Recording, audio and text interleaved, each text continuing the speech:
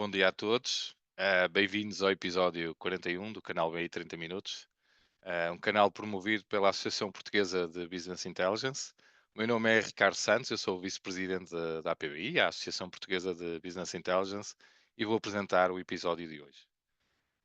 Profissionalmente, eu sou expert leader em Business Intelligence e Big Data na Natixis, que é uma empresa do grupo bancário francês, o BPCE.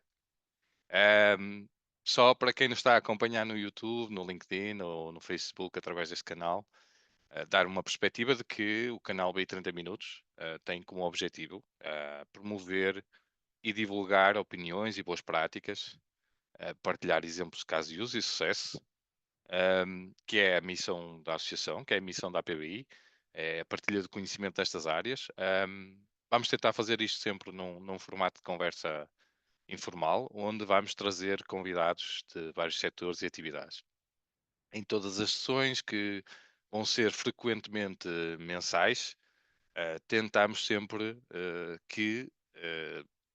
trazer ao palco a partilha de experiências, de projetos, empresas ou até personalidades que possam potenciar a divulgação sobre estes temas relevantes e atuais, que sejam integrados em tudo que é contexto de data, business intelligence e big data. O episódio 2 não é exceção, nós temos como tema no episódio 2 que é Data Driven Marketing e BI.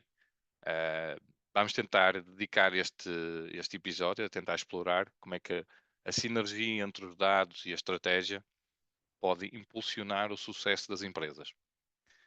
Um, Convidamos alguém que neste episódio vai compartilhar insights valiosos sobre como é que a análise inteligente de dados pode orientar decisões muito mais assertivas, pode otimizar campanhas e até maximizar os resultados na estratégia de marketing de uma organização.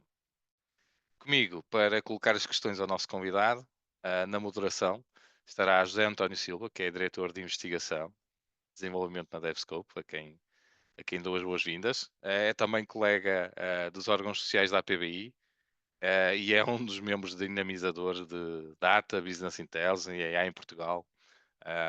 Podem ouvir o seu contributo na inovação, na partilha de conhecimento e no desenvolvimento de soluções avançadas, não só na qualidade de Research and Developer Director da DevScope, mas também liderando projetos de ponta em Data Analytics, em Power BI, Inteligência Artificial, e sendo um speaker, um ativo speaker em várias conferências nacionais e internacionais, eventos da Microsoft, comunidades técnicas e até promovendo a adoção de tecnologias mais emergentes, como open source e crescimento de profissionais nesta área.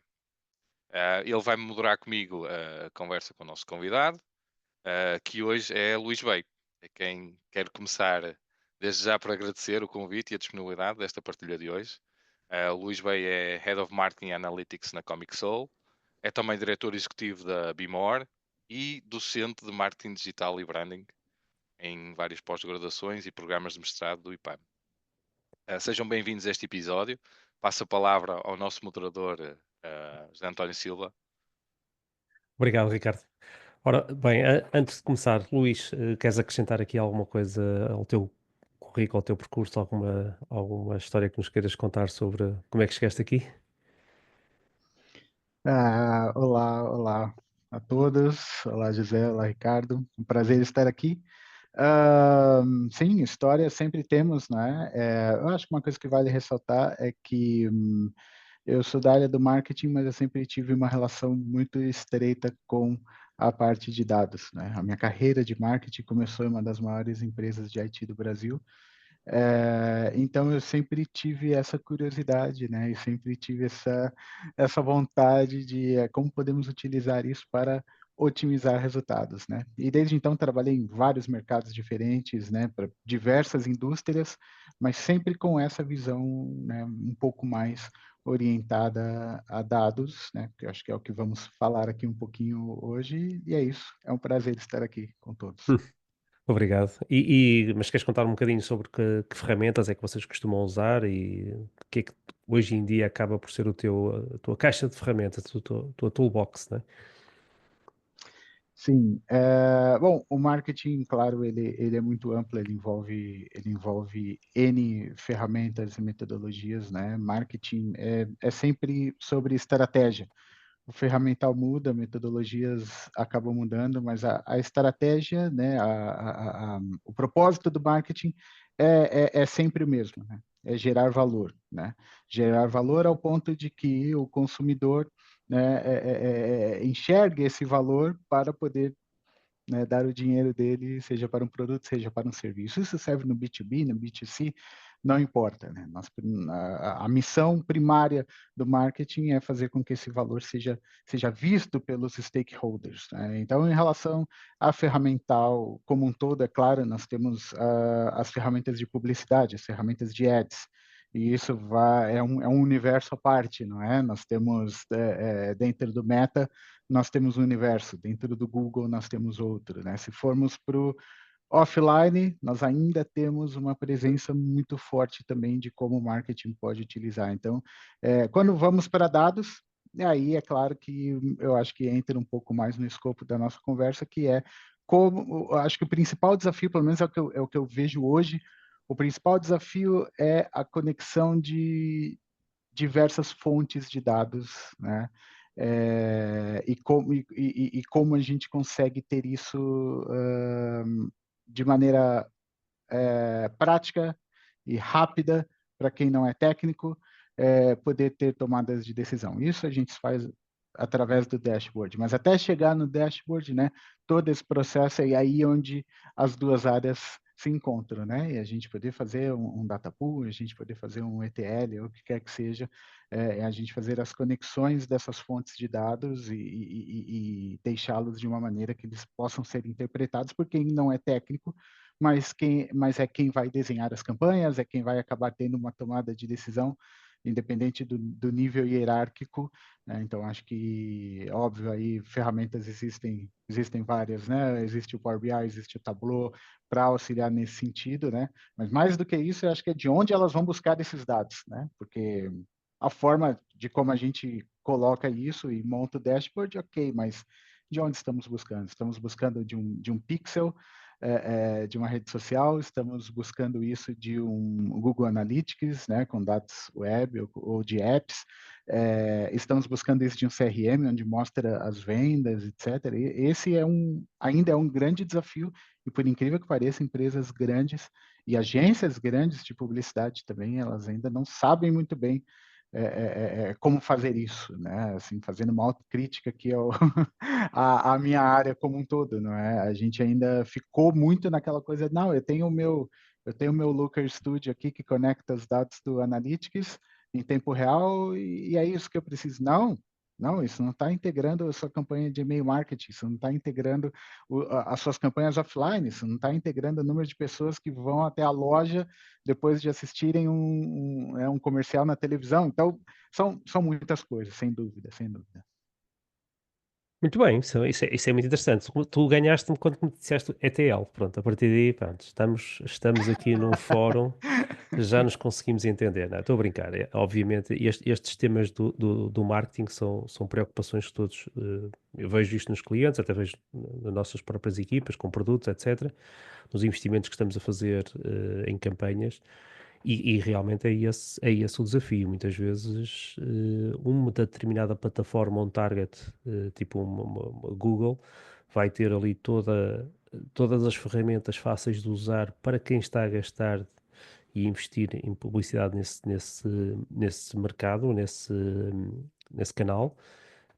Mas isto tem que ser olhado de uma maneira integrada, e disseste muito bem que muitas vezes este ciclo de vida do cliente começa no online, passa pelo offline, junta com outras atividades em que a pessoa participa ou está interessada, e cada uma destas campanhas poderá ter investimentos que estão a ser feitos diferentes e que devem ser medidos pelo menos para termos algum tipo de comparação, de baseline, para determinar se aquelas campanhas estão a ter o efeito ou não. E, e estas preocupações com o ETL e com os dashboards já denotam que o cliente tem a maturidade para perceber que isto não é uma coisa uma só vez, one-off, é algo que vai continuamente continuar provavelmente a investir e que algum dia vai reduzir num canal, vai aumentar noutro e que deve de alguma forma continuar a perceber se o retorno em cada um desses meios está a funcionar.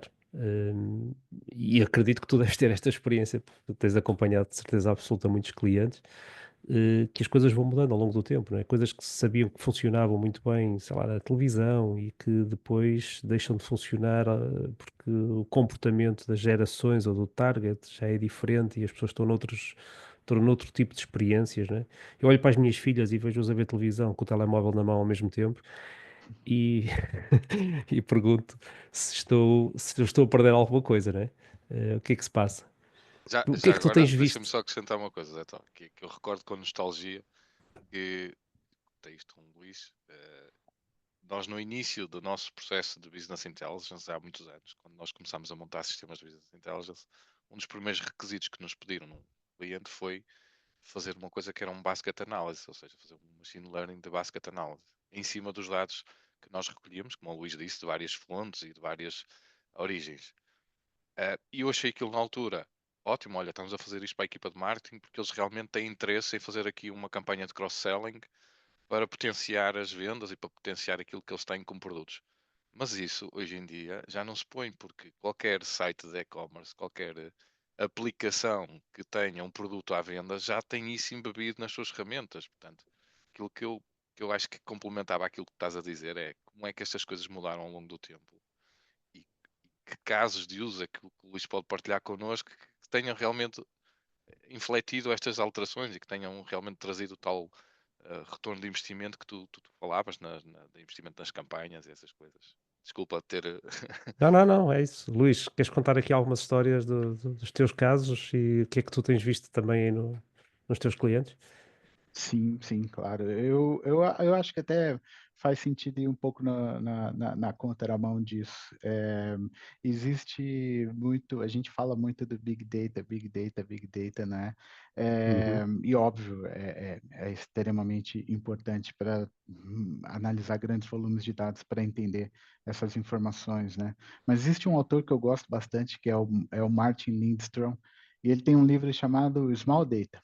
uhum. E que é muito legal, ele fala de muitos cases, né? Não vem ao caso, não vou falar dos cases aqui especificamente, mas ele fala também da importância, isso já entra mais no outro campo do marketing, que é o branding, né? De gerar valor mesmo, do quão importante é também olhar para os pequenos conjuntos de dados, né? Os pontos fora da curva, né? O que alguma coisa pode trazer que às vezes a gente simplesmente utilizando uma ferramenta robusta talvez vai deixar passar, porque não é uma informação estatística, porque é uma coisa que requer uma sensibilidade um pouco maior. A nível de exemplo, a Bimor, que é a minha agência no Brasil, há uns anos, uns bons anos atrás, nós tivemos um desafio muito interessante, que foi uma pequena telecom que oferecia serviços de internet, banda larga, telefonia, etc., né? Estava expandindo, né? Numa cidade pequena, uma cidade ali de 200, 300 mil habitantes, e ela detinha uma parte considerável do mercado. Porém, eles tinham acabado de adquirir um link para fornecer fibra ótica para toda a cidade. Antes era uma coisa um pouco mais só no centro e tudo mais, eles estavam expandindo e tinham um desafio que era o budget, né? Eles não conseguiriam entregar em toda a cidade. Até aí, com o tempo, conseguiria, mas estava chegando uma grande concorrente, né, nacional, vamos dizer assim, que vem com preços muito mais competitivos e que vem com... Então, o que nós fizemos ali, e que eu vejo como uma das minhas primeiras ações que eu posso falar que utilizamos dados, mas que foi uma coisa muito, como eu posso dizer, old school, foi uma coisa muito usar esses dados, como se diz no Brasil, na unha, né, e não necessariamente como uma ferramenta. Nós fizemos um trabalho de geomarketing, né, que foi justamente entender quais eram as regiões da cidade como um todo que não tinham ainda o acesso à banda larga, né, e nós oferecemos campanhas muito agressivas, né, e financeiramente atrativas para essas regiões antes desse concorrente chegar, com assim como em Portugal, no Brasil também existem aqueles contratos de fidelidade, etc., né? Então foi uma forma da gente blindar o mercado antes que a concorrente pudesse chegar e já atingir todo mundo, né? Então quando a concorrente chegou, né, a gente já tinha de certa forma uma reserva muito grande de parte do mercado. E como que a gente fez isso, né? A gente fez indo para a rua, né? A gente fez literalmente entendendo quais bairros tinham uma maior necessidade de internet, porque ali tinham mais trabalhadores de regime remoto ou qualquer coisa do tipo, né? Ou ali tinham mais estudantes. Era uma cidade universitária, também tinha isso. Então, ali tinha mais estudantes gostam da internet, de jogar, de streaming, etc. Então, eles precisam de banda larga, de fibra ótica, etc. Então, foi um desafio interessante, né? Isso a nível de números. Literalmente, né? Dobrou o faturamento da empresa em questão de 3 meses, né? Que foi o tempo que demorou para fechar todas essas situações. Então, eu acho que esse foi um case muito positivo nesse sentido, que mostra, acho que é legal aqui, que nem sempre a gente precisa focar naquilo que a gente aprende que é um processo linear, né? Às vezes a gente precisa, eu sei que essa frase é super genérica e batida, mas às vezes a gente precisa mesmo pensar fora da caixa, às vezes a gente precisa ir um pouco além do convencional e ter soluções criativas nesse sentido, né? Um outro case, e esse já é um pouco mais, como posso dizer, profissional mesmo, nós atendemos um dos maiores grupos de pesquisa e opinião de mercado do mundo, que é a Kantar World Panel, e eles têm um produto muito específico, né, no Brasil, América Latina, que é um app que basicamente mede o consumo das pessoas fora do lar, né, que eles chamam de out of home. Então, esse app entende que as pessoas... eu fui até um bar, fui até uma padaria, consumi um produto, né, um Guaraná, uma Coca-Cola, qualquer coisa do tipo. Então, essa aplicação, ela faz uma análise de como as pessoas estão consumindo esses produtos fora dos lares. E, óbvio, ela vende esses dados para os próprios fabricantes, né? Depois para eles entenderem consumo, etc. Só que eles tinham um grande problema que era ter usuários, né? E então nós entramos enquanto fornecedores de leads para que eles pudessem ter mais usuários nessa aplicação. Quanto mais você escaneia as coisas e passa os dados para eles, mas eles premiam esses usuários com pontos, etc., né? Trocam por prêmios e tudo Criar mais. incentivos para as pessoas participarem. Exato. E ali a gente tentou propôs até mesmo uma gamificação, coisas desse tipo para estimular o uso do app. Mas como nós usamos os dados nesse caso, né? Antes, os outros fornecedores simplesmente despejavam ads em Google e Meta Ads genéricos de um ponto de vista de como baixe o app e ganhe prêmios. Todo mundo vai querer baixar, mas depois você percebe que aqueles leads não faziam parte do target, eles têm ali uma amostragem muito específica do que eles precisam, tem que ser mulher de tantos a tantos anos, da região tal. Então, aí que a gente começou a utilizar dados de uma maneira mais sensível de, ok, até onde a gente pode segmentar, por exemplo, no Meta. No Meta, a gente consegue segmentar gênero, consegue segmentar idade, consegue segmentar por código postal, ok, mas ainda assim muito broad, né? É muito amplo, né? Como que a gente consegue afunilar isso ainda mais? E aí a gente tentou fazer isso através das landing pages, que a gente criou várias, e a gente fez um estudo, vamos dizer assim, para entender que tipo de cor, que tipo de fonte, que tipo de elementos faria mais sentido para determinados públicos. Isso é com tentativa e erro, né? Não tem jeito. Mas aí a gente conseguia entender que a gente mandava as pessoas para a landing page fazendo um teste AB, para a landing page X ou Y, a gente conseguia quase que pré-determinar, às vezes, algumas correlações que talvez não façam muito sentido, mas com muita análise histórica, a gente conseguia entender que quem clicava no botão rosa normalmente tinha entre 40, 50 anos, quem clicava no botão azul tinha entre 20 e 30. São coisas que você fala, mas por quê? Não faço ideia, né? Talvez a psicologia explique, mas os dados nos explicaram que isso, de certa forma, funcionava. Então, acho que esse também é um exemplo meio maluco, né? Mas que mostra como, às vezes, a gente percebe coisas que a gente não fazia nem ideia se a gente conseguir analisar os dados da forma correta. E isso resultou em uma diminuição de mais de 30% de ad spending, né? Ou seja, a gente conseguiu gerar leads muito mais qualificados, gastando menos e auxiliando nesse projeto, tanto que ele acabou expandindo para toda a América Latina e alguns países da América Central também, né? Então acho que esse é um exemplo bacana, né? E faz bem a ponto com as nossas regiões, não é? Muitas vezes Portugal é visto como este mercado pequenino para experimentar coisas e para validar este tipo de experiências. Portanto, muitas organizações estão a fazer isso cá em Portugal e estão a aproveitar da nossa apetência para testar e experimentar coisas novas e acabam por testar coisas neste pequeno canto da Europa, não é? Antes de experimentar noutros mercados. Uhum. O mercado de teste, né? Isso no Brasil ocorre muito também na indústria de bens não duráveis, né? Especialmente comestíveis, coisas do gênero. Se eles lançam um produto, um sabor novo de uma batata frita, eles lançam em alguns mercados específicos, né? Veem Ao qual é a caso, aceitação disso, porque imagina, para poder produzir isso a nível Brasil, eles precisam primeiro ter certeza que aquele produto tem uma é, aceitação em mercados-chave.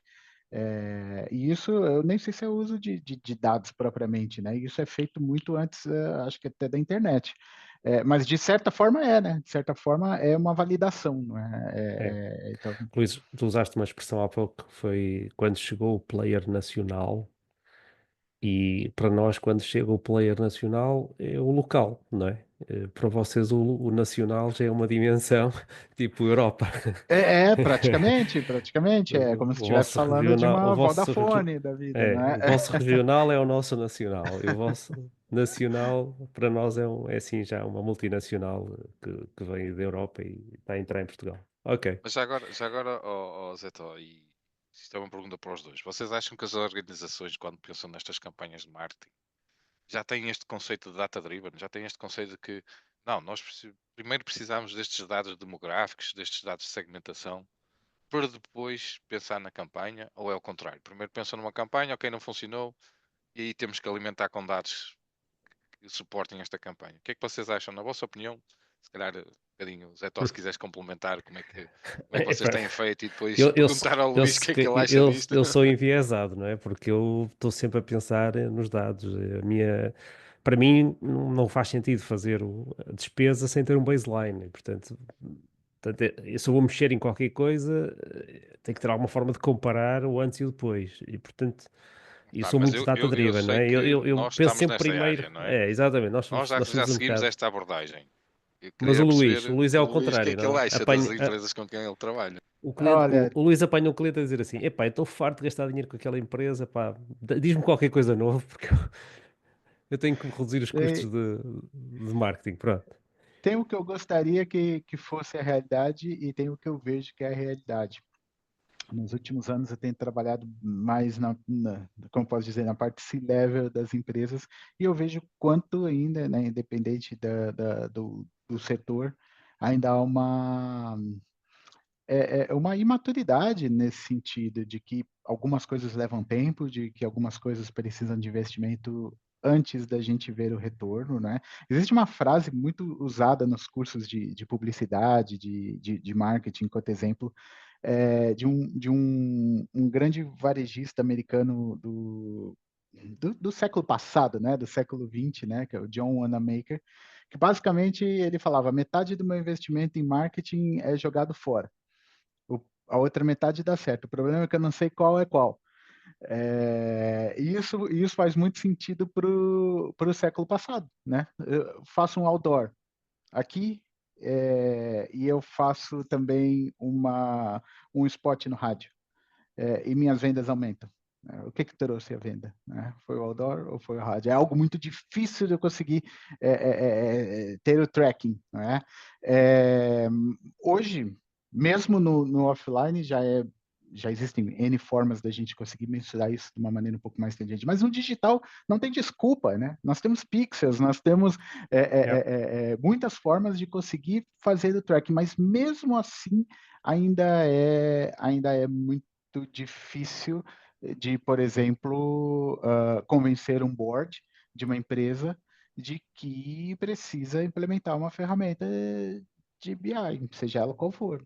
Porque isso tem custo, porque nós temos ferramentas nativas que, no caso dos ads, né, que nos mostram muita coisa, a gente não precisa disso, mas é aí que está, são muitas variáveis e às vezes, pelo fato dos CEOs, diretores, presidentes, etc., não, embora muitos sejam engenheiros, muitos não têm muito essa percepção de dados, eles são administradores, e eles talvez, é claro, né, não é uma regra, mas do que eu tenho visto, né, precisa de uma educação dos boards da empresa, uma educação no sentido de uma conscientização de que isso, no fim das contas, significa redução de custos ou aumento de faturamento.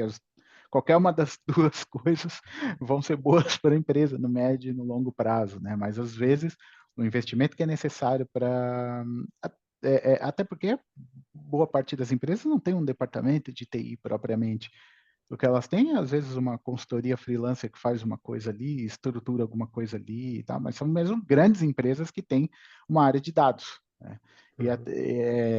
Agora, para a realidade, vamos colocar médias empresas, né? Empresas que faturam ali alguns milhões por ano. Das que eu conheço, eu acho que 90% não tem um departamento de dados, ela pode ter um departamento de IT, que vai cuidar da parte de redes, que vai cuidar da parte de compliance, de segurança, mas ela não tem essa preocupação com a parte de análise, com a parte de análise preditiva, que eu acho que é algo sensacional, né? Algo que poderia economizar muito dinheiro para as empresas, né? Mas ainda não vejo isso, né? E se formos parar para pensar, não é tão caro assim, né? Não é uma coisa que é impossível para uma empresa que já tem um faturamento ok. Uma coisa é falar da pastelaria do senhor José. Mas disseste a palavra certa, pode poupar dinheiro.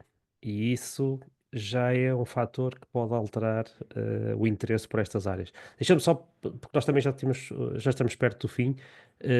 Luís, eu gostava também de lançar aqui um desafio, que era falar um bocadinho sobre como é que tu vês estas tendências no mercado, influencers, o chat GPT, que coisas é que tu vês no teu mercado a afetar a forma como nós fazemos as coisas? As ferramentas os agentes ou as ferramentas de inteligência artificial, se falássemos delas há 2 anos atrás, né, e olharmos o boom que isso teve em relação à maturidade, ao desenvolvimento dessas plataformas, é uma coisa assombrosa, é uma coisa que, né, se pararmos para pensar, é gigantesco, né? Não tem como saber como isso vai ser daqui 6 meses, daqui 2 anos, né?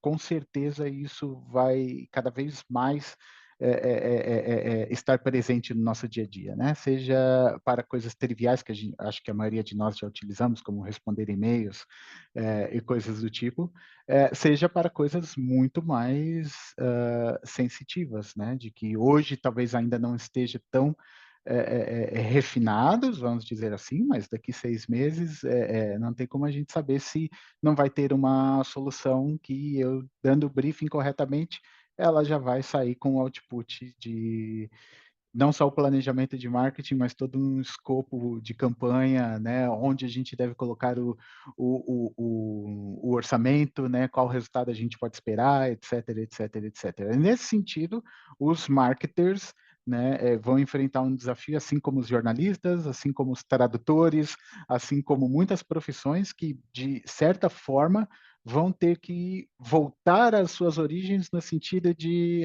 o que a gente falou lá no começo, o small data, né? Isso talvez a IA ainda não consegue pegar, né? E essa parte de feeling, né? Essa parte de sensibilidade que, que é o ser humano, né? Que ainda possui, né? Eu não sei daqui 10 anos, mas hoje a gente ainda tem esse diferencial. O marketing tem um braço que é a publicidade, que é a parte mais criativa, direção de arte, etc., que também está sendo impactada, né? Se eu for o próprio ChatGPT, se eu der um prompt ali, ele gera uma ilustração, né? E às vezes essa ilustração, se eu fosse utilizar um estúdio de design, ia demorar um mês para ficar pronta, né? Às vezes eu faço com um prompt, mas será que esse prompt, mesmo eu sendo bem detalhado, será que ele consegue entender a essência, né, da minha necessidade? Será que ele consegue colocar um traço que seja único, que seja humano? Ainda não, né? A Sim. gente ainda tem umas coisas Ma estranhas mas é ali, útil mas é útil neste processo de brainstorming e de prototipagem e de de ideação, sem é dúvida, sem espetacular, é. dúvida. Até mesmo para poder fazer o briefing para uma equipe de design ou qualquer coisa Uhum. do tipo, né? Então, eu acredito que o ideal seria isso. O ideal seria utilizar essas ferramentas o máximo possível para otimizar o nosso trabalho, mas não perder a nossa sensibilidade nesse Humanidade, processo é, e é não ficar verdade. muito dependente disso também, né? Eu, às vezes, me policio, eu vejo o quanto eu fico preguiçoso, porque ao invés de eu Uhum. colocar meu cérebro para pensar, eu digito um prompt lá. Isso faz a gente perder vocabulário, isso faz a gente, né, talvez não mexer tanto o motor, se é que vocês entendem. É, nós temos que seguramente ser mais críticos nesta nova geração e participar também e não deixarmos apenas, como estavas a dizer, encostarmos para trás e pegar na primeira resposta do agente. Luís, a conversa está ótima, estou a aprender muita coisa, mas nós temos o tempo limitado e queria-te agradecer pela colaboração, por partilhares connosco a tua experiência também. Eh, e mais uma vez vamos continuar a falar seguramente pelas redes sociais e pelas redes, né? Que hoje em dia é o contínuo e vamos passar para a frente, certo? Luís, obrigado. Sim, senhora, sim, senhora. Muito obrigado aos dois, desde já. Porque estas partilhas são sempre tão interessantes e a vossa disponibilização para partilhar essa experiência e o projeto, bem, acho que enriquecem estas sessões e, sem dúvida, tornam muito mais interessante para quem nos está a ouvir conseguirem se associar a isso. Já agora, Luís, eu acho que e o Zé Tó também vai concordar comigo, que eu sei que ele participa muito nestas ações, que é a criatividade continua a ser um dos aspectos insubstituíveis pela AI.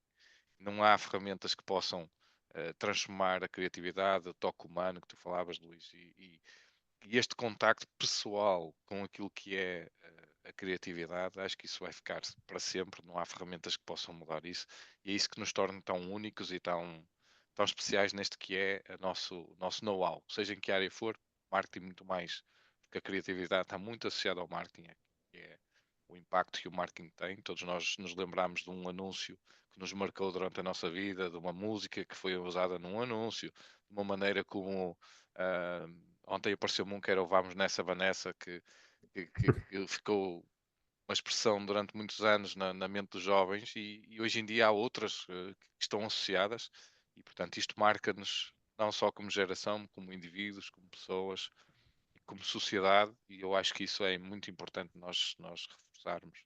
E são estas partilhas, estes projetos, estes casos de uso, a maneira como nós transmitimos a nossa experiência que enriquecem-nos também no nosso dia a dia. E desde já obrigado aos dois por fazerem parte desta comunidade e por fazerem parte destas partilhas tão interessantes e tão proficientes, já vamos chamar assim. Para todos que nos assistiram, espero que tenham gostado tanto como eu como nós de o fazer desta sessão, do conteúdo, desta partilha. Mais uma vez, muito obrigado a todos os presentes que nos acompanharam neste episódio. Eu espero que seja possível continuar a partilhar conteúdos desta forma e com convidados e tópicos tão interessantes. É a nossa missão da APBI, criar este fórum, criar estas partilhas de experiência e de conhecimento do Business Intelligence, de Big Data e de Data na comunidade portuguesa e global. Obrigado a todos que nos acompanharam na emissão. Agradecer desde já a toda a equipa da APBI, mais uma vez assegurou que este evento fosse possível e esta transmissão tecnológica. Por favor, subscrevam, revejam esta emissão no nosso canal da APBI, onde teremos outras emissões, outros canais. E acompanhem a APBI, porque realmente é este o nosso propósito, é esta partilha de conhecimento e experiências. Muito boa tarde a todos e até breve para a próxima emissão do BI 30 Minutos. Obrigado. Obrigado, Luís. Obrigado pelo convite e espero poder falar mais vezes aqui. Um prazer. Muito bem, boa. Obrigado.